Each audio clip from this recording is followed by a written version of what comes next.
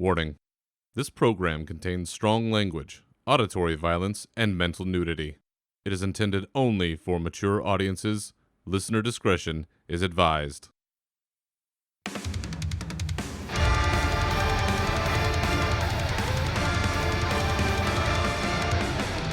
Welcome to your uncensored home for World of Warcraft news and opinions.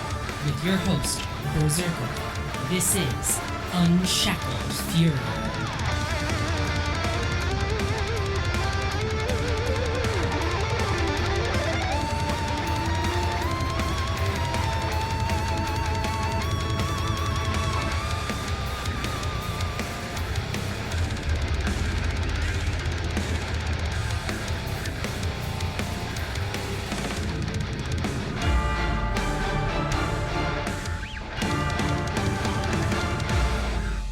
The best time of year is upon us, and beef is on the rise as we hurtle headlong toward our next round of fun and surprises. So welcome back to your uncensored home for World of Warcraft news and opinions, Unshackled Fury. I'm your host, Berserker. This is episode 133, and on today's show, we're reveling in Brewfest. We're claiming the TMZ portion of this show, rating some tier gear, getting ready to rumble. But first, I want to once again acknowledge this is the best time of year. That fall and World of Warcraft are a match made in heaven. Now that we are officially in fall, I can't say it enough. I don't know why. Maybe it's different for some people. Maybe it's BlizzCon. I don't know what it is, but this time of year, it's just the best. And kicking it right off, hope everybody enjoyed the one day and one day only that is Pirates Day. It was a 24-hour pleasure cruise. Hopefully you got your Highland Drake Pirates Day armor for the low price of 50,000 gold, which, you know what, in today's WoW economy, that's not bad. Even my broke ass picked one of those up and got down to Booty Bay, showed it to the boy, got a little pirate costume on.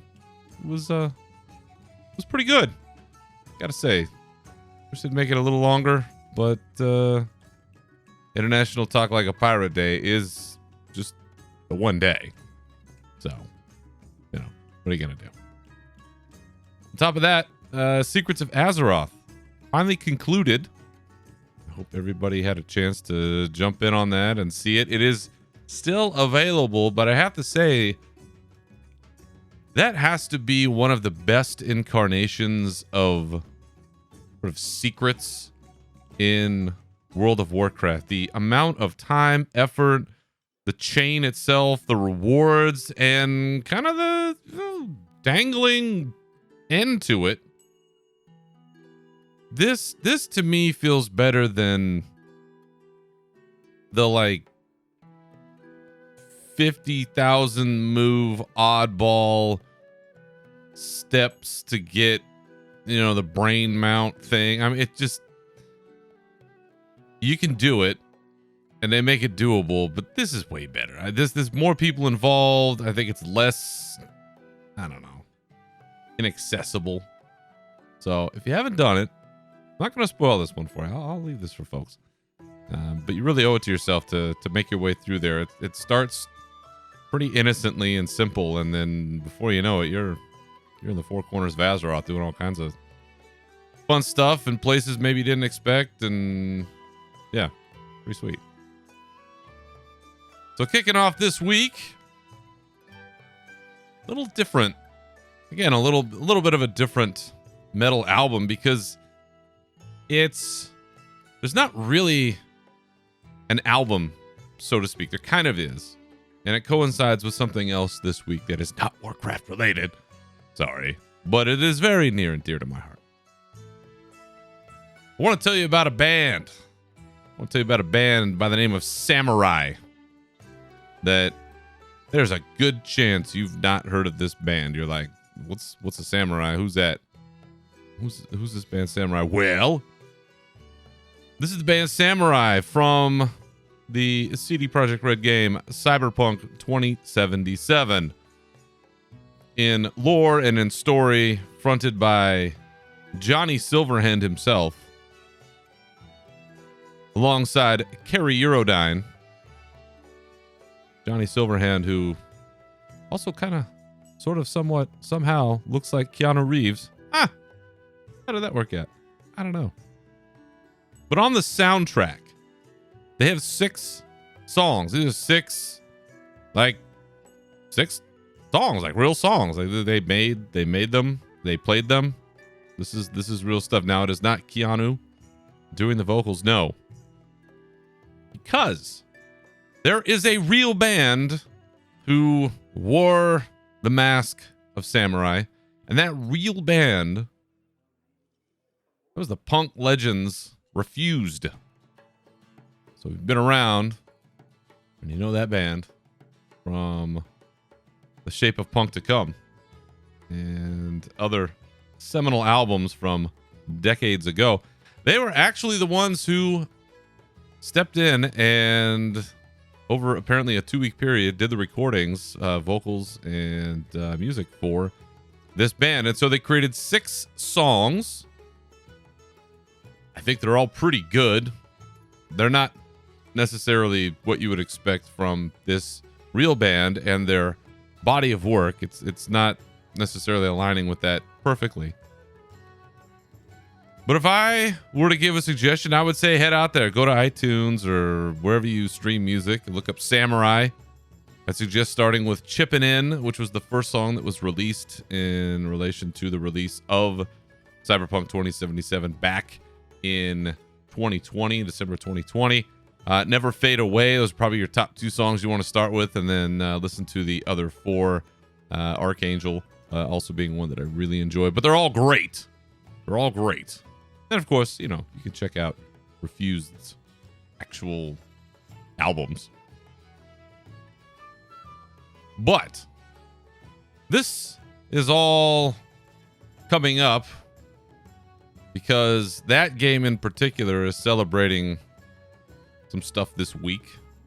And I thought it was a good time to, I know I've talked about this on this podcast before, I must have at some point, but to reintroduce everyone to Samurai, to Refused, to these songs. I still jam on them all the time, and when I'm rolling around town, it is kind of ridiculous. I'm blasting out these songs that is from a real band that became a fake band for a video game. But that's, you know what?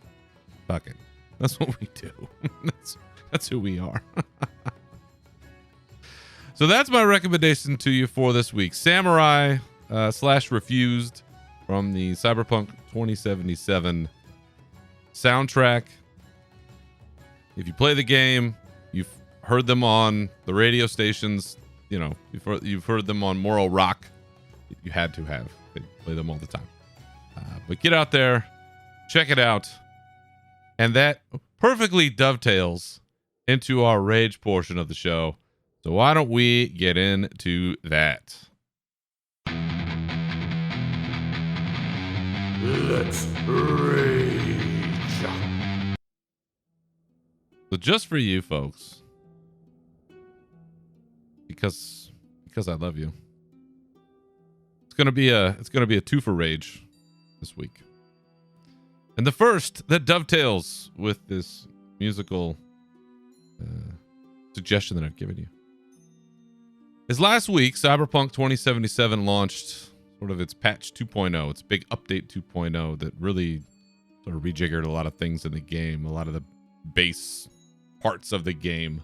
If you play it, you know what I'm talking about, skill trees and the way your armor and cosmetics and stats, and it's a whole big rework of the game leading up to this week. In fact, tomorrow, as I record this on Sunday, September 24th, here on the West Coast, it will launch tomorrow in about 28 hours or so. The Phantom Liberty expansion, or not expansion, the DLC expansion, it's kind of been used interchangeably, with Idris Elba playing a central character in this Solomon Reed.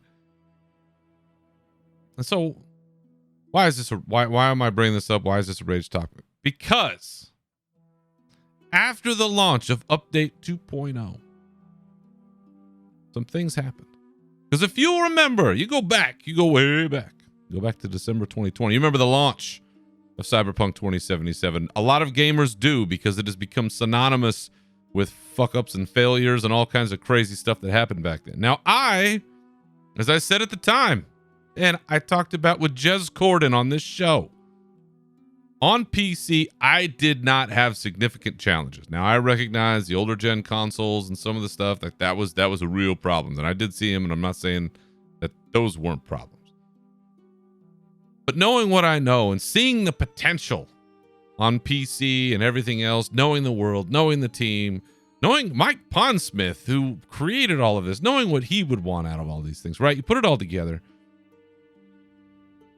You know that there's going to be more, that they're going to make this right. And people savaged it left and right. That, you know, anytime you brought it up, oh, it's a failure. Oh, it bombed. Oh, it's this. Oh, it's that.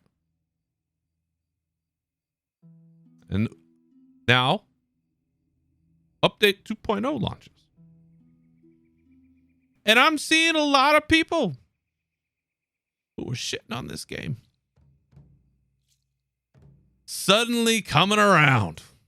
Oh, look how great this is. Oh, this is so amazing. Oh, it's a triumph. It's a 9 out of 10. It's a 10 out of 10. It's so great. Blah, blah, blah, blah, blah, blah, blah, blah. When they had left this dead by the roadside with a trash bag around his head. I remember, and in the words of the great comic Carter Anderson, I only have one thing to say to all of you. You know what? Fuck all of you fake ass bitches. That's right. Unbelievable. Unbelievable, this turnaround. And now to see all these people coming back. I told you. I fucking told you. Cyberpunk was going to be great. That's right. That's right. And now it is seeing the truth of its vision. And I'm so happy for them. I'm so happy for CD Projekt Red. I'm so happy for all of us who believed in this franchise, even outside of the game, right? To see this kind of turnaround and now see all these people come crawling back and kissing ass. Oh, it's so great. One more time for the people in the back. You know what? Fuck all of you fake ass bitches. Take that to the bank. Now for the second portion. Heaping helping of rage in this episode. It's Brewfest. Love Brewfest. We talked about Brewfest. And in the very first episode of this show, all those years ago, we are coming up on an anniversary, by the way. All those years ago, synth brew goggles, right? An abomination, taking away from the spirit of Brewfest. And I know that they added these in a while back, but along those same lines, where first they came for our brew with this fake goggle nonsense, they have now come for our rams and our ram riding. Apple buckets. Apple bucket. Yeah. That's right. Because in my day, when you were down there, down in front of Iron Forge especially, and you had to race your ram, you had to run your ram and get that barrel and come on back, and you had to do all these loops and rounds and all this stuff. You had to know how to ride that ram. You gotta hit it enough. Don't hit it too hard. You know, that rule applies to a lot of things in life. But you had to ride that right line, or you paid the price. You got tired, you got slow, and you fell behind and failed. But now, we've added apple buckets along the way. 3! One on each end, one in the middle. Hell, there might be more I don't even know. So you can pretty much ride full speed all the time. These kids will never learn. If there's kids playing. I'm not really sure that there are. But if there are, they will never learn the right way. Pedal to the metal the whole way. And I should be a fan of that. Full speed all the time. No. You're taking away from the experiences of what it truly means to be a conqueror of the ram riding during Brewfest. It is a glorious achievement to be able to carry those barrels successfully from point to point. It's cheating in the worst way. What are they going to do next? Is Corin Direbrew going to get down on a knee and just give you his barrel and be like, "Here you go, bud. Here's my keg-shaped treasure chest. Just take it. I don't even want it anymore. I heard you was so fast at the Rams. I don't even want to fight." No. That's where we're headed, folks. That's where we're headed. First it's our brew, then it's our Rams, then it's our loot. Oh, man. I don't know what they'll do next, but be that as it may, Brewfest is still one of the best and greatest times in all of Warcraft. So why don't we jump into our news and get all into that goodness.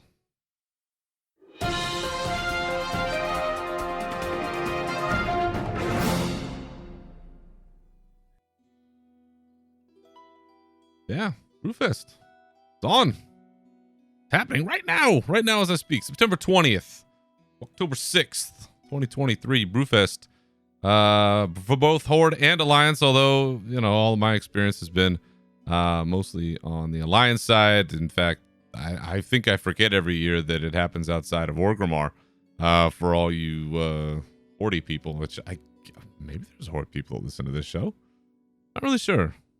I don't know what my mom plays, but Rommel, you're the Alliance side. I think one of the other two listeners we have, maybe you run it. But Brewfest, it's been around so long that maybe you've forgotten what it all entails, because it's actually got a lot to it.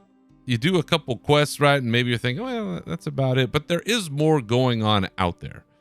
Very basically, right? It is sort of this dwarven celebration, certainly on the Alliance side, and you're racing rams. You're getting tokens. There's a whole bunch of achievements. There's a boss, Corin Direbrew, that you're getting in the dungeon finder and for like 30 seconds smashing on him, and then hoping for some good treasure to come out of his, like I said, keg-shaped treasure chest.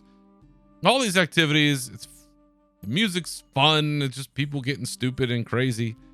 And I thought, why not dive a little bit into it and actually talk about a little bit more about what's in it, what's new, all of that, just to kind of walk you through, because we still have a good couple of weeks that it's going on. And honestly, between that and then running that right into Hallow's End, it's such an amazing stretch. It is truly one of the times in Warcraft I think people should enjoy it and take advantage. So new this year, let's talk about what's new this year first off. So if you're a veteran, you've been around, you're like, I got everything. Bet you don't have your renewed Proto Drake Brewfest armor. Bet you don't have that. As I take a swig of coffee for the working man here. It is a drop from the keg-shaped treasure chest, which you can get once per day on Corin Direbrew, so you can't, just load it up until you get it. So there is a bit of RNG there. You may or may not get it. It's not like the Pirates Day where you can just drop some cash and grab it. You got to be pretty diligent. Run it on your characters. They can do it. It's like all these other mounts, right? That you need all the opportunities, like the Hallow's End, the Horseman mount, right? Just keep banging away until you can get it. There is a brew barrel toy, which summons a rolling barrel that you can ride for 30 seconds. There is you remember the home brewer's sampling crest Talked about one of the greatest back pieces of all time. Well, there was also a shield version of that, so you could theoretically wear both, which is great. The orange Brewfest Bulwark, which is available for a couple hundred tokens. And so what do we do? What do we do? Well, there's also a new Brewfest in Valdrakken quest. So that's something that you haven't seen before. On top of your usual kill Corin Dyer brew and earn other ways. So let's talk about where you go.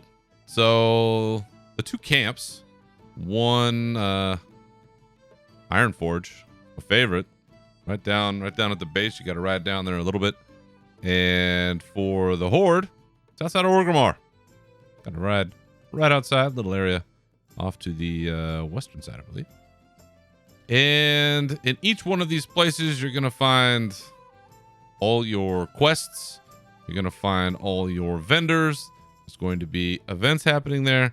And there are also some Traveler's Log items that you're going to want to keep an eye out for.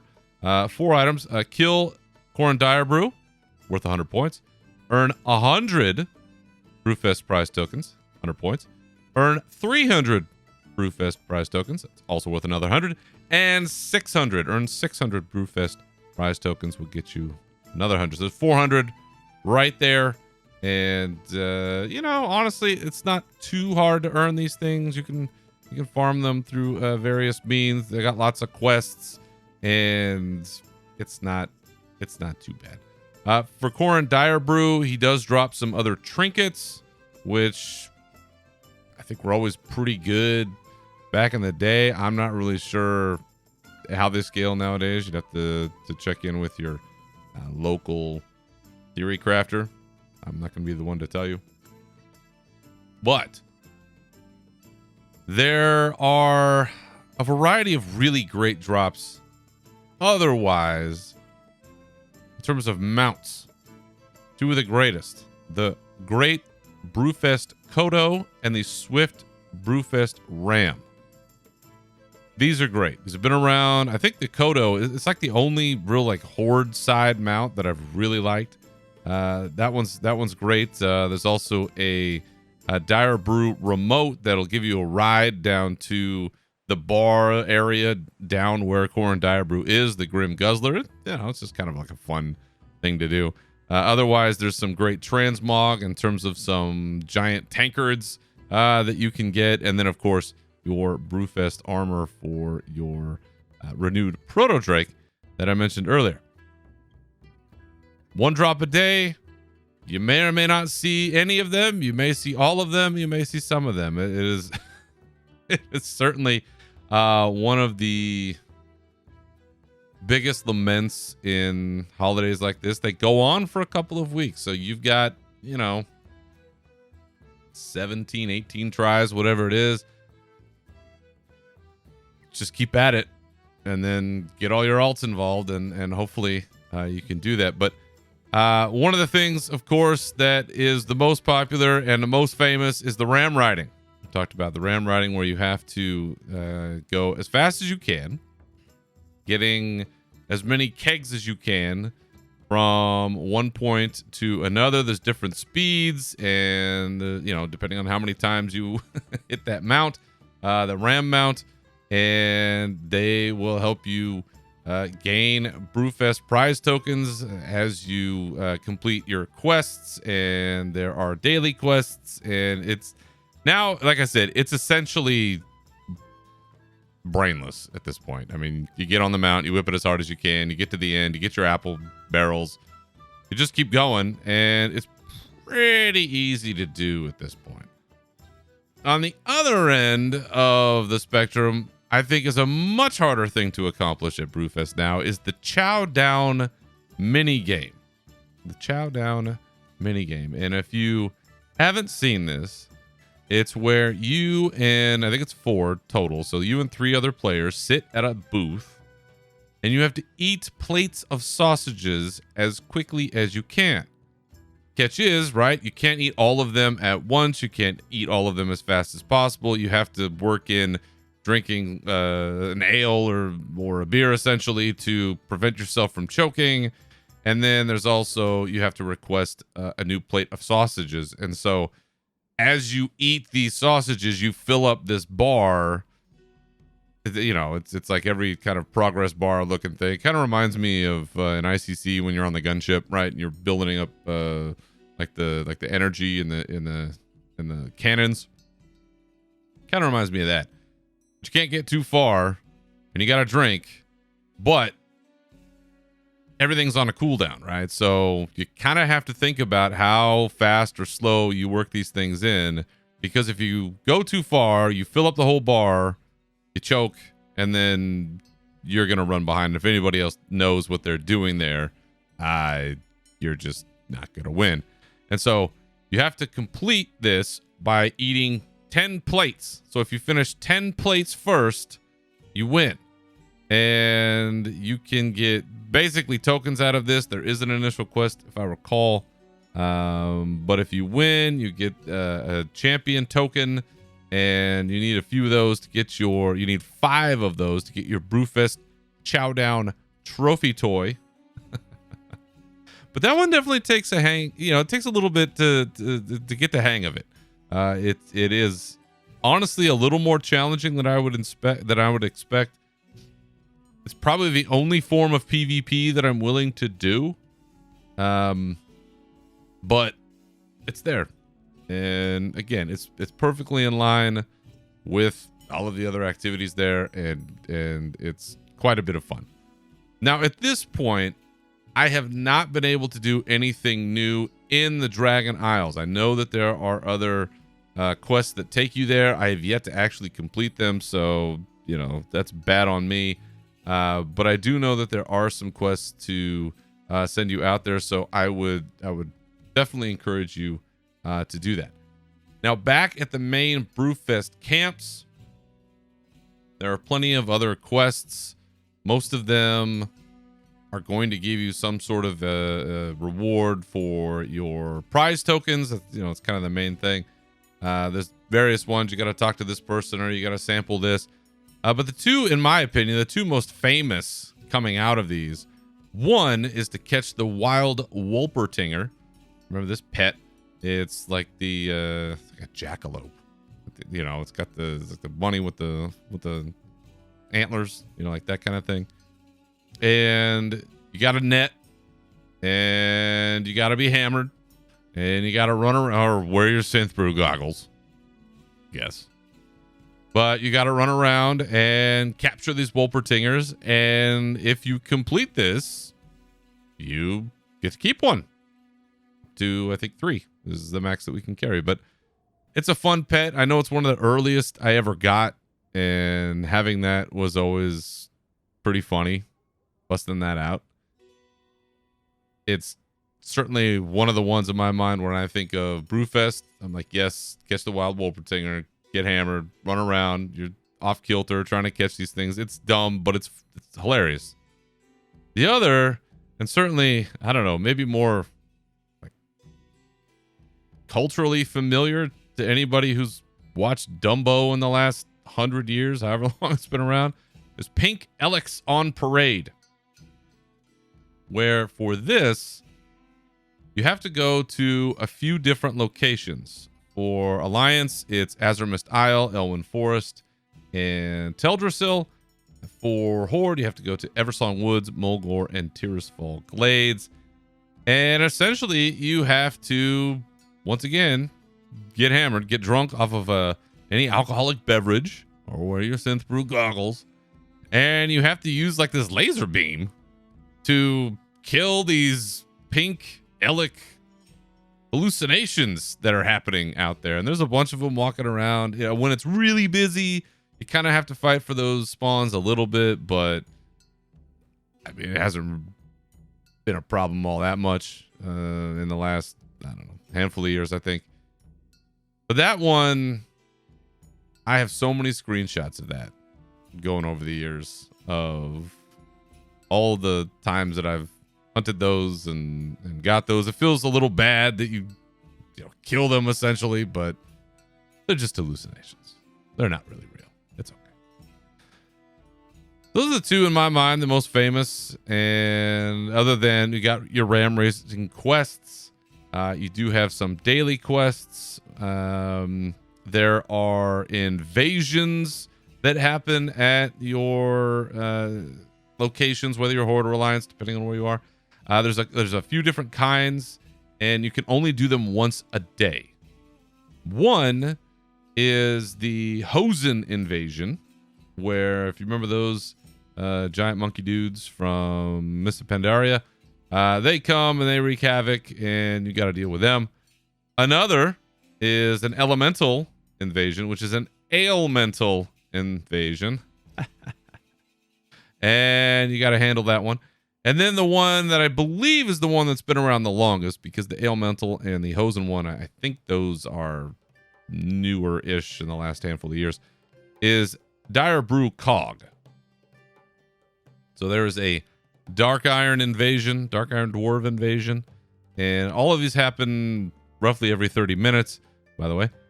And you have to defeat them by picking up beer from nearby kegs and throwing them. All these, right? You're throwing beers at these people. Pretty funny, you know. Quasi-violent? I don't know. I think you can take the kids to these. But those are the ones that happen at the location. So you'll kind of have to be in the area, paying attention to what it is. But doing all of that, right? There's some mounts that drop from Corrin, and there's the Wild Warpletinger that you can get from that one quest. But what are you actually getting? Right? You have these tokens. What are you spending them on? Right? What are you spending these Brewfest prize tokens on? Well, there is a plethora of things that you can buy when it comes to this event. You can buy a Wolpertinger if you want. You can buy a pint-sized pink pachyderm if you want, related to those two quests. And there's a stout ailmental. These all cost, the Wolpertinger and the ailmental cost 200 tokens. The pachyderm only costs 100. But for your toy box, there's a Brewfest banner for 100. A keg pony, I highly recommend. It's a pony carrying 2 kegs on it. And that one's also 200. A pony keg, which everybody loves, for 100. A Pandaran brew pack, fantastic transmog, for 100. That is a back piece. No, it's a toy. It's a toy. A sausage grill. A sausage grill. Come on.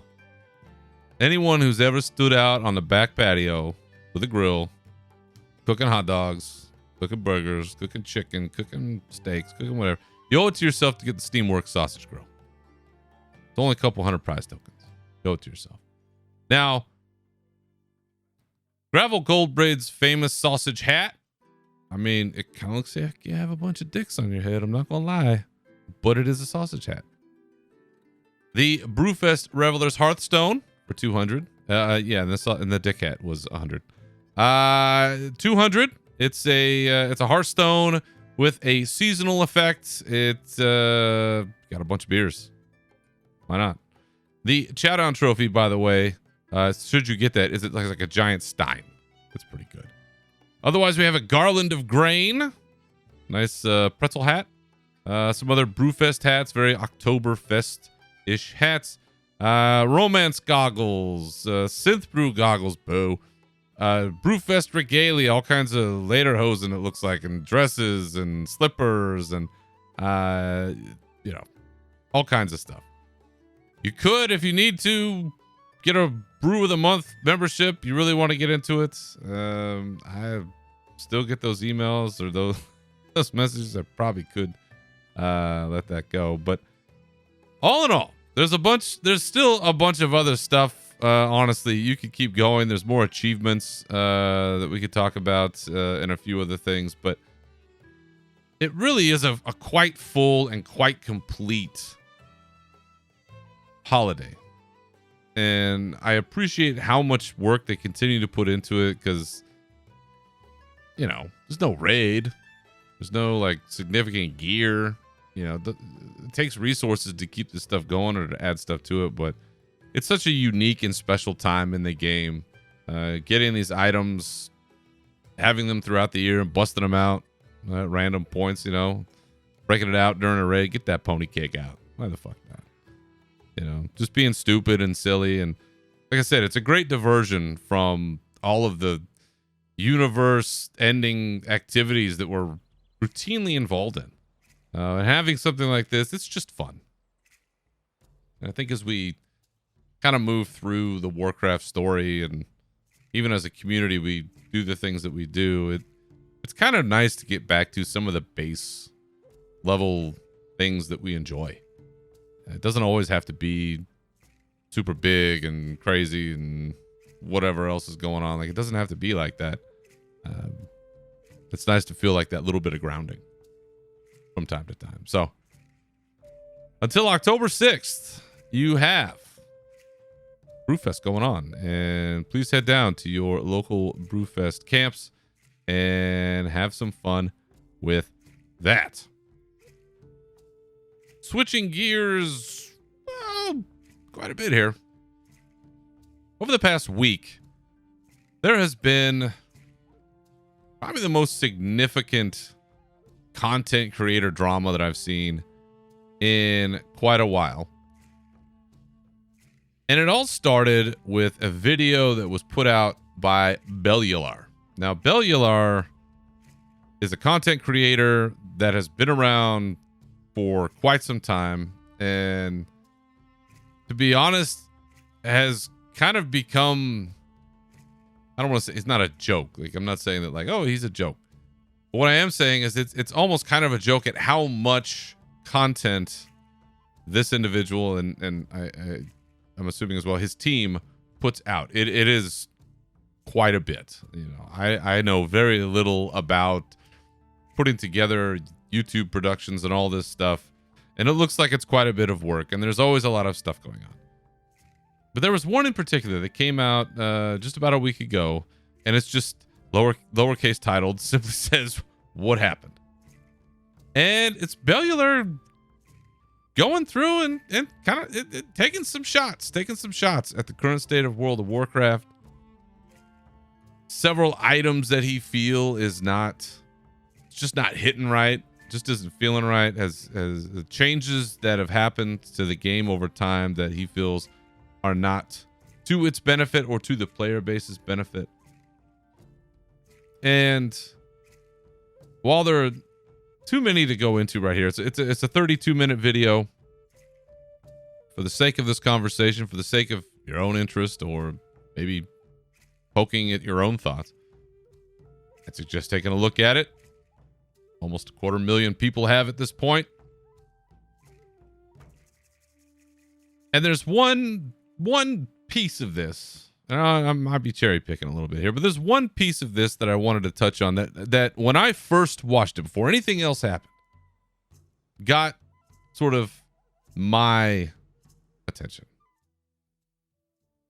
I mean, you do some basic boring quest, and then characters just talk about their feelings with each other. And like, that's another side of it too. What is going on with like the way these characters are being presented?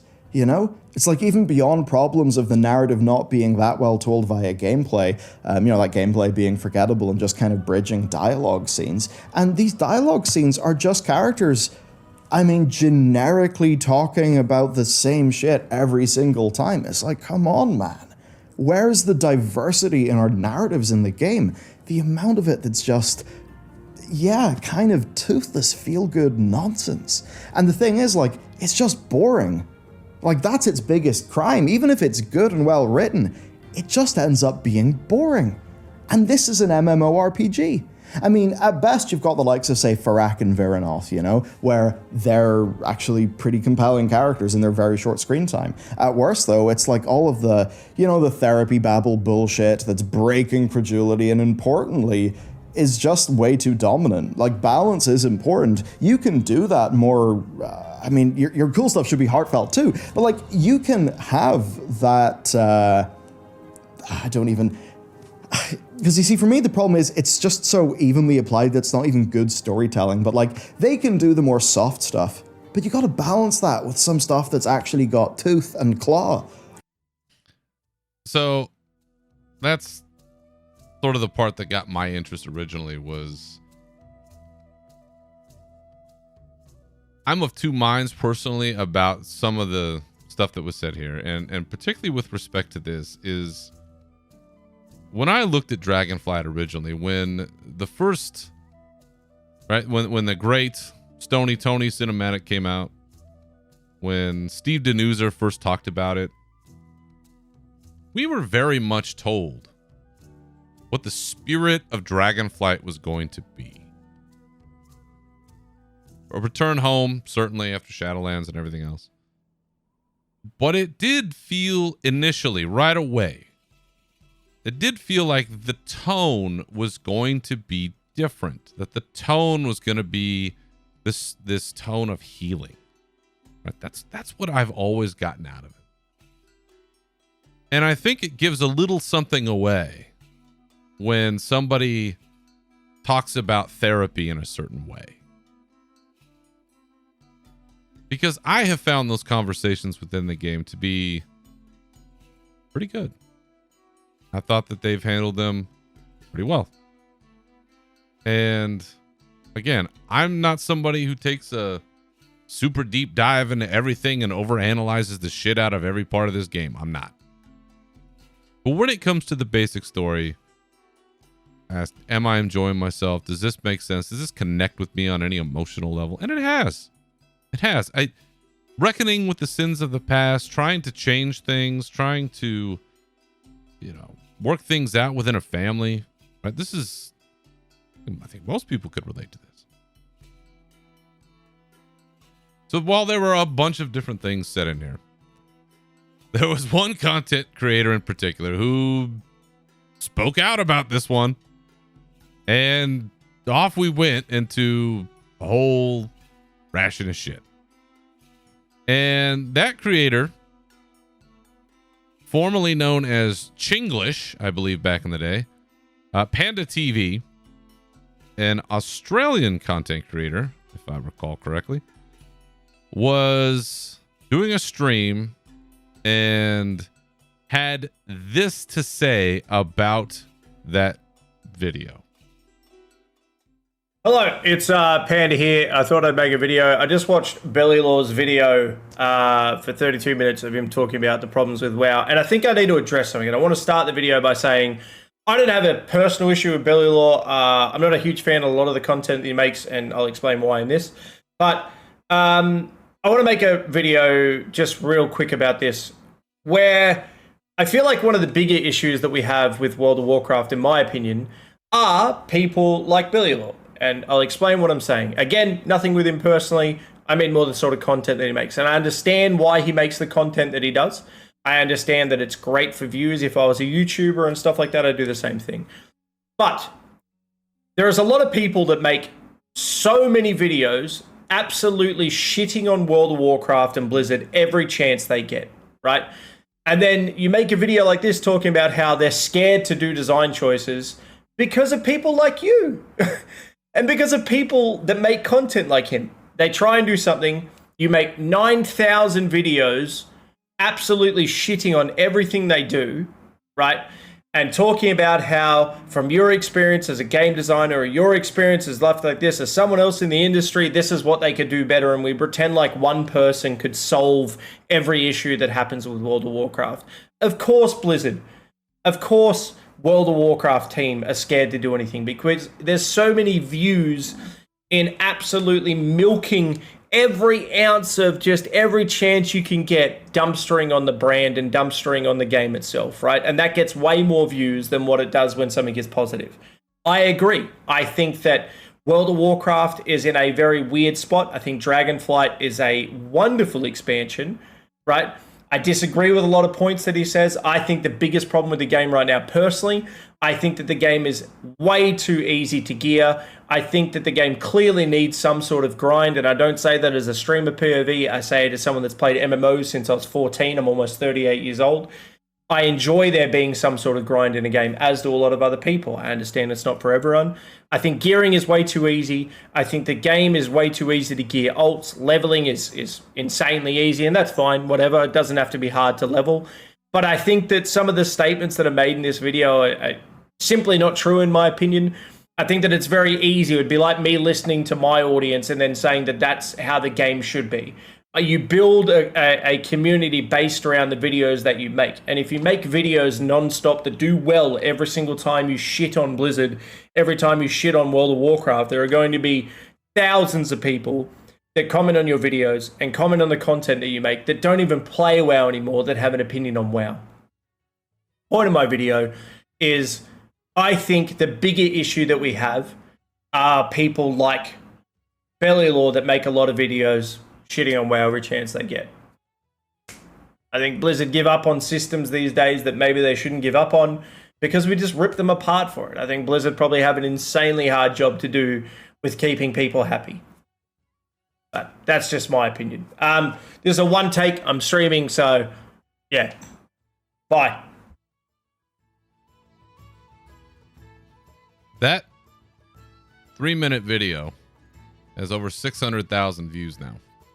Because once that was sent, we were off to the races. And the two of them started getting into it about, you know, who's over exaggerating, who's saying what the truth is, what we agree on, nothing. You know, going back and forth, you know, the people start blowing up Panda TV for the tattoos he's got. And like, it's just evolved into this whole big thing. And it felt like every content creator was looking at this and weighing in on what's going on and who's right and who's wrong and what camp are we in. And I mean, we even had of all people Taliesin and Evitel. So Taliesin, I can never tell. I think it's Taliesin who's writing most of these, but you know, defending some of the story choices made in Dragonflight, saying that they don't necessarily agree with what Panda was saying, but you know, finding some room in the middle, saying that, you know, he's speaking his piece, and there's, you know, he's not just making this up to be an asshole. Like, he really feels like this is the deal. Trying to ride that line, but a whole bunch of tweets about that, and people going back and forth and fighting with stuff. I mean, honestly, I haven't seen anything like this in a while, and watching it play out this week was really interesting. For my part, I do think that Panda raises some good points. I do think that a lot of YouTubers, Taliesin admits it, you know, this is what they do. There's this sort of sensationalist nature to what they do because they have to get people to care about their videos, or else no one's going to watch them. Right? But to say that all of them are like that is not true.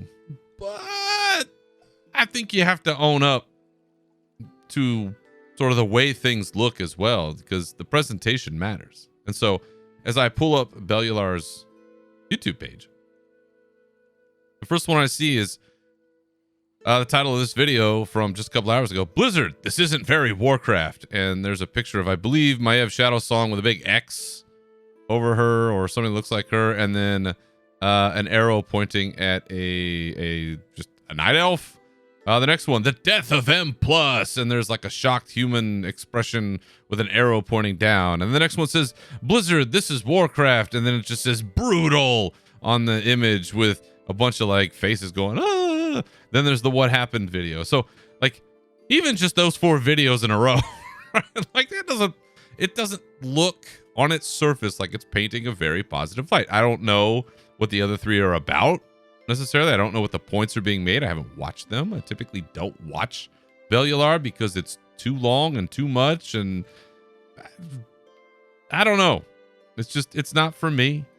But you look at sort of the totality of it, and I agree. You cultivate a certain environment in a community by the content that you create. Now, my community, by comparison to anything, is very, very small, right? Like, You don't see me out there doing a whole lot of stuff. I'm not good at it. I wish I had more time and mental space to be able to do that, to be able to build a bigger community, but I haven't been able to. That's on me. There are plenty of other people that have had success doing that, and I think that's great. But to an extent, you are responsible for what you're putting out there. I always look at Asmongold, right? Like, I remember way back in the day when he was just doing Fury Warrior guides. We used to watch this stuff, and that was great, right? Low key, and then he started getting bigger, and then, you know, you saw the community that started to rise, and it's had its ebbs and flows. Sometimes it's really toxic, and sometimes it cleans up a bit, and it kind of goes back and forth.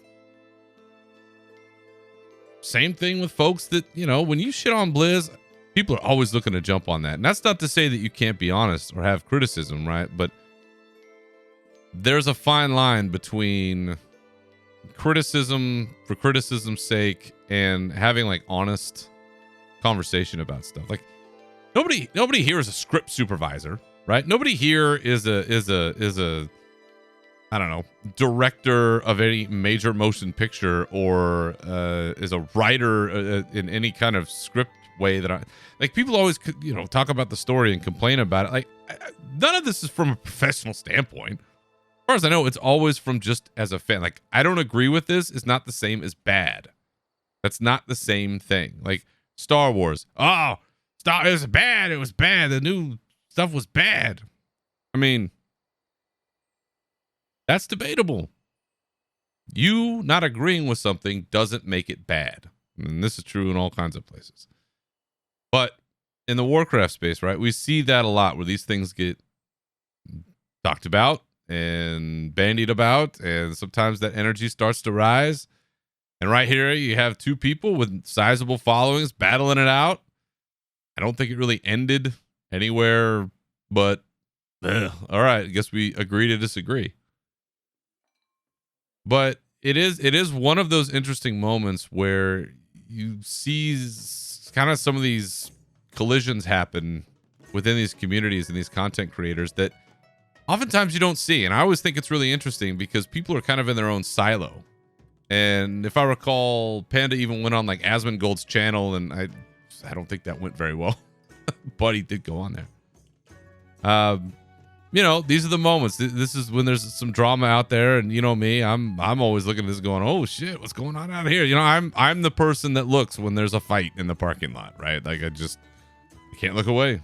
That's just, my brain's fucked up. I don't know what else to do. So who's right, who's wrong? Listen, you're gonna have to decide for yourself. I do recommend at least checking out the video, what happened. I do think that there is some validity to saying that Dragonflight as an expansion might be too safe. Where is the peril right now? I mean, I don't know that I really feel like anything's on a knife edge in that way. I feel like we're going to beat Farok. We're going to save the Emerald Dream in the tree, and then we're going to go on to the next thing. Like, I almost feel like these things are given too much, and maybe that's why people care a little less than they maybe did in the past. But you got to decide for yourself. So go out there, check it out, take a look on Bellular, at Bellular Gaming, on Bellular's YouTube channel, what happened, and then Panda TV. These people are all easy to find, so check it out and see what you think yourself. Now, as we get into the latter portion of the show, data mining for patch 10.2 continues. Talked about last time, lots of fun stuff coming. Big axe, legendary, super excited about. Mirdrasil, the Dream's Hope, it's our new raid. Has some interviews about what's been going on, why we're going in this direction. Birnoth and Rathion apparently working together, and then kind of thinking about what's coming next. On that note, a season 4 mount has apparently been found in the data mining. So like Shadowlands, maybe we will have a season 4, but without the raid, right? Like we'll have patch 10.2, we'll go through the raid, we'll go through stuff, and then maybe they'll draw it out until the next expansion, so we may not have another major patch, with this potentially being evidence for that. The raid itself being tested as we go on here. Looking at the week of the 25th, so Thursday the 28th, there's going to be some raid testing. On Friday, there's going to be some raid testing, and so on. But they are not testing for rock. They are not testing for rock. Which, by the way, the blue post about the raid testing, the last date given is Friday, October 13th. So, still thinking end of October for this patch, for patch 10.2. Seems to align pretty closely with what a lot of people have been thinking. But interesting that they are not going to test for rock.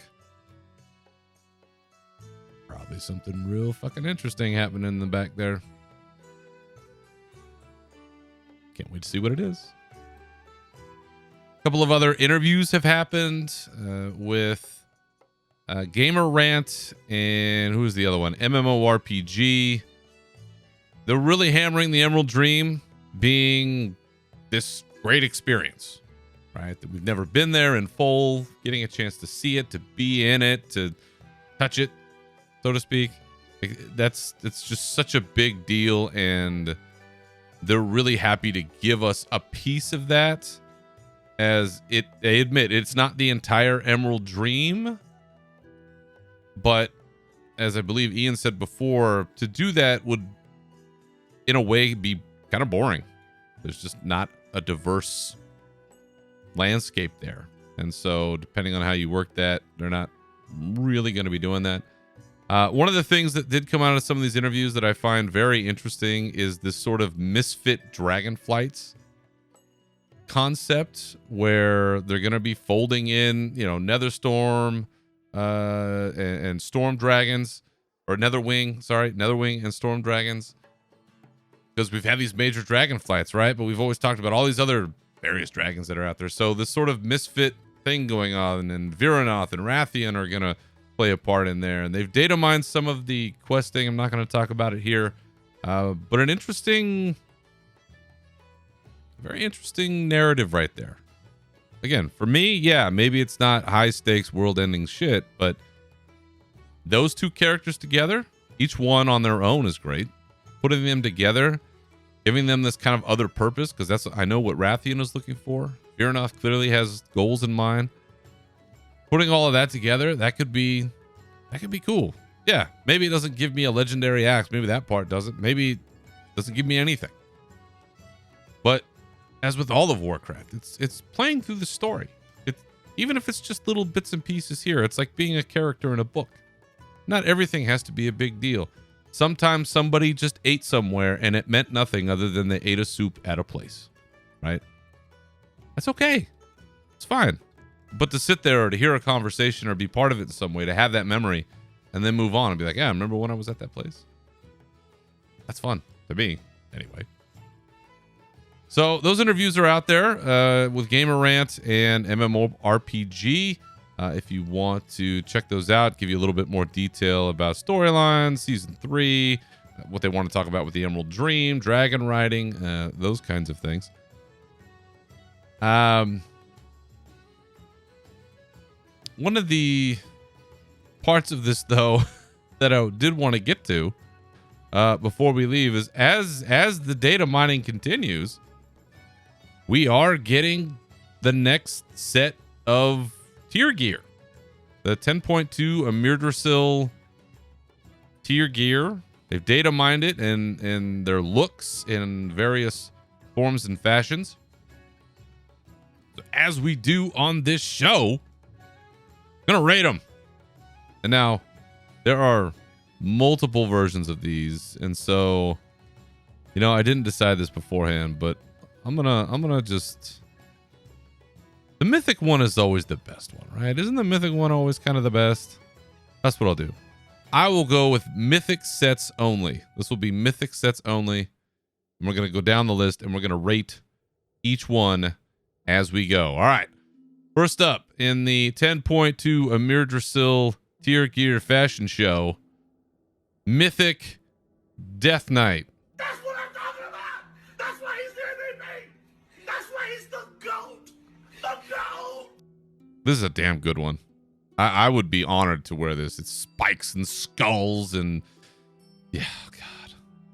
I look at this and I go, man, that could have been warrior stuff. I mean, oh, I love it. That's a good set. If you're a Death Knight, you should be proud.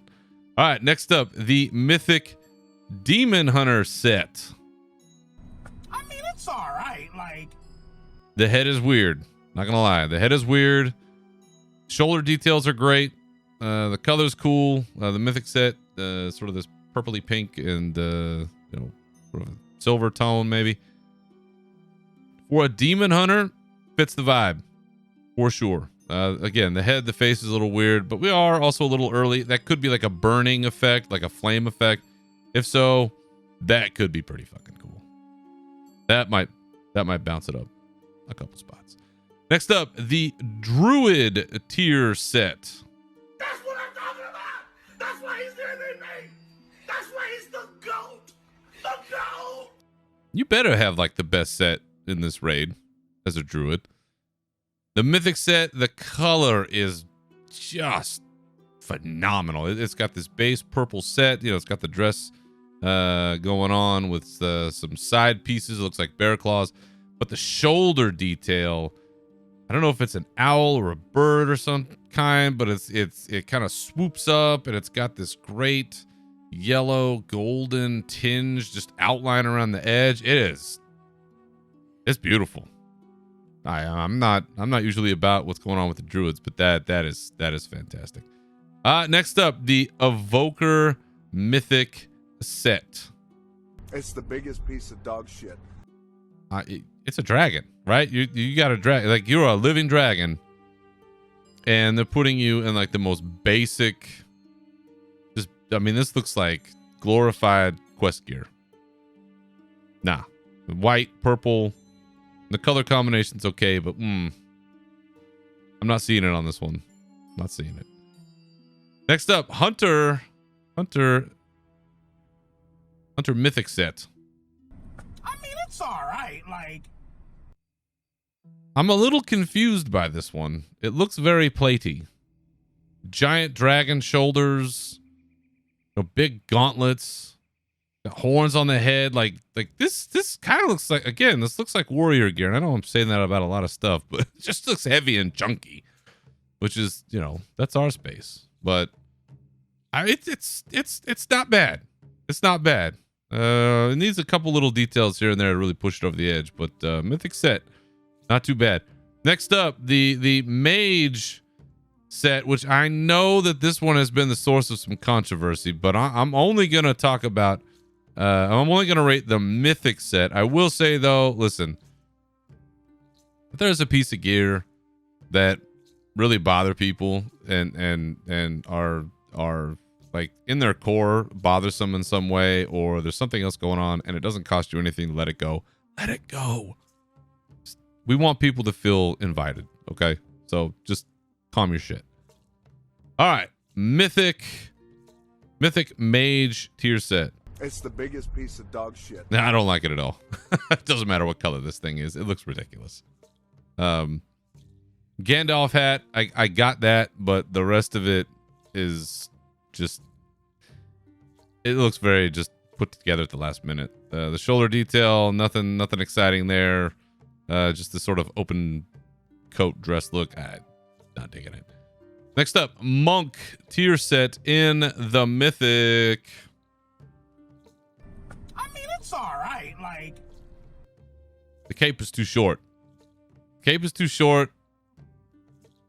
And I don't know. I think the arm's too short.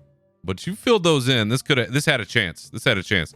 Shoulder detail looks great. It's like a, I don't know, like a heron. Maybe like a heron head. You got like the splinter, not the splinter. You got like the shredder mask going on. I love that. That's great. Next up, Paladin Mythic tier set. I mean, it's all right. Like, looks like you got a bucket on your head. The swords on the shoulder. Swords on the shoulder individually. that's what I'm talking about. Right? That's a good one. That's a good one. I like that. But it looks like you got like a gnarly bucket that you just dumped on your head. So not really excited about that one. Priest mythic set. That's what I'm talking about. That's why he's there than me. That's why he's the GOAT. The GOAT. The mythic set in particular just looks like a dark angel of death. I love it. Like that is, it's ominous and powerful, and you can tell it's got some like spell effects going off and big winged shoulder thing going on. Badass. Great. Next up, Rogue Mythic Tier Set. That's what I'm talking about. That's why he's there than me. That's why he's the GOAT. The GOAT. Big spikes coming off the shoulders, going to the back, coming off the gauntlets. It all kind of has this sort of windswept to the back look with this caged head. That's a terrifying rogue. That thing sneaks up on you in the dark. You just die from fright. That's fantastic. Next up, Shaman Tier Set. I mean, it's all right. Like, It's messy. I think it's Coco Chanel that said, before you step out, you got to take that one thing off, or else you're going to be a little too much. That's the Shaman set. A little too much. Warlock 10.2 Mythic Set. I mean, it's all right. Like, Skull on a shoulder, dig it. Horns, demonic. But it's missing like a lower half. Upper half, great. Lower half, I'm not so sure. Next up, Warrior Mythic Set. And it's also the last one. It's the biggest piece of dog shit. I hate it. I'm not gonna lie. It looks like I don't know. It's just this stubby, weird nubbin thing. I don't like it. I don't like it at all. I mean, I'm never gonna wear a mythic set. The normal one, looks a little bit better, but I don't know. I was kind of hoping this was the PvP set.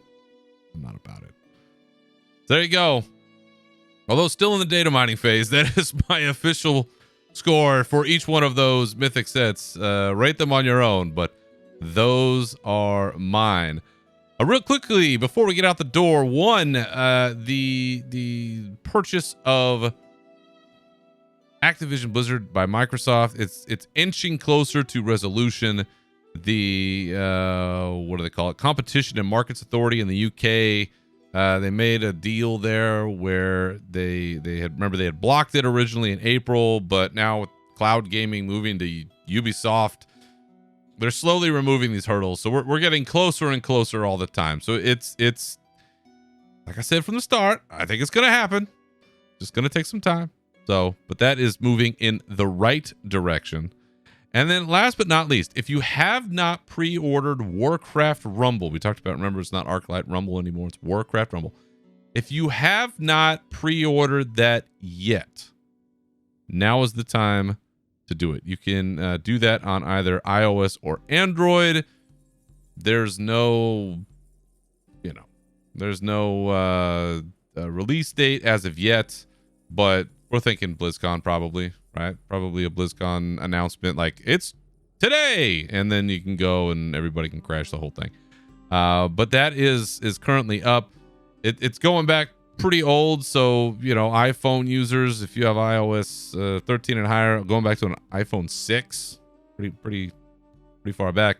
Android 5.1 and higher, going back quite a bit. So hopefully it should be pretty accessible to everybody. But if you have not yet, you can go on and pre-order Warcraft Rumble on your app platform of choice today.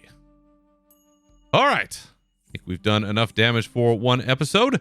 My thanks to all of you for listening, and remember, you can always follow me and this show on Twitter at Berserker Rage and Unshackled_Fury, on Blue Sky at Berserker and Unshackled Fury, as well as on Twitch at Unshackled Fury and Real Berserker.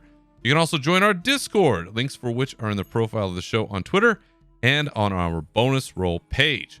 Feel free to contact the show with your questions, comments, or otherwise through any of those resources or unshackledfury.com. And you can find this show wherever you get your podcasts. So once again, thank you for listening. Remember to keep your swords wet and your banners high, and we'll see you next time. Farewell.